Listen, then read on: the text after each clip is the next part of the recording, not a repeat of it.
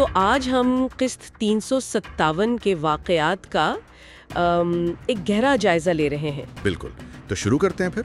हाँ, शुरू करते हैं सालगिरह की तैयारियों से। बड़ी खुफिया तैयारियां हो रही थीं।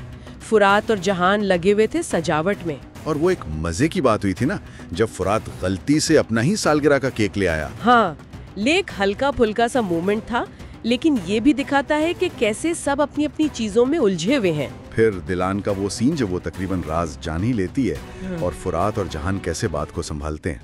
इससे पता चलता है कि भाई दिलान से कुछ छुपाना कितना मुश्किल काम है। बिल्कुल। वो काफी ज़हीन है। बिल्कुल। लेकिन जहाँ ये सब चल रहा है, वहीं कहानी का एक तारीख पहलू भी सामने आता है।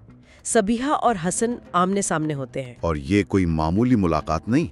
सबिहा सीधा सीधा कहती है कि उसे पता है जवाहर हसन से राब्ता करेगा या करने की कोशिश करेगा। और फिर वो उसे धमकी देती है, खुली धमकी, कि अगर हसन ने जवाहर की हर हरकत की खबर उसे ना दी तो वो बारान को सब कुछ बता देगी।